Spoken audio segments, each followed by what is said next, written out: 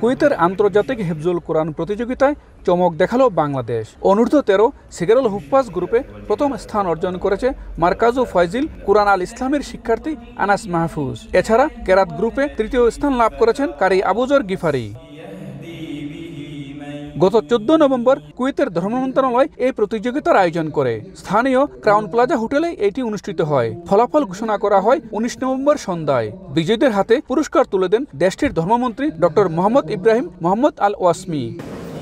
নিজেদের অভিমত ব্যক্ত করতে গিয়ে বিশ্ব বিজয়ীরা দেশবাসীর কাছে দোয়া চেয়েছেন। মার্কাজে ফয়জুল কোরআন ইসলামী মাদ্রাসার ছাত্র, কুয়েতে আন্তর্জাতিক হিফজুল কোরআন প্রতিযোগিতায় প্রথম স্থান অধিকার করেছি। দেশবাসীর কাছে দোয়া চাই, আমি জানি সামনে আরও অনেক ভালো করতে পারি। আমাদেরকে বলে মিন আইনা আন্ত, আনা মিন বাংলাদেশ, তখন আমাদের গর্ব হয় যে আলহামদুলিল্লাহ আমরা বাংলাদেশি। বিজয়ী বাংলাদেশিদের অভিনন্দন জানিয়ে মার্কাজু ফয়জিল কুরআন আল ইসলামী মাদ্রাসার হিফজ বিভাগীয় প্রধান বলেন, এই অর্জন বাংলাদেশকে বিশ্বমঞ্চে উচ্চ স্থানে নিয়ে গেছে। ছোটদের যেই গ্রুপ 13 বছর অনূর্ধ্ব 13 বছর হিফজুল যারা পরিপূর্ণ হিফজ সম্পন্ন করেছে, সেই গ্রুপে পুরো পৃথিবীতে এই প্রথম বাংলাদেশের কোনো হাফেজ এই প্রথম স্থান অর্জন করেছে। 1 নম্বর হওয়াতে আমরা অনেক গর্বিত, কুয়েতবাসী গর্বিত, বাংলাদেশি প্রবাসীরা গর্বিত। মুসলিম বিশ্বে বাংলাদেশের এই অর্জন গৌরবের বলে মনে করেন কুয়েতের ধর্ম মন্ত্রণালয়ের ইমাম খতিব ফায়েজ হামুদ আল এনাজি।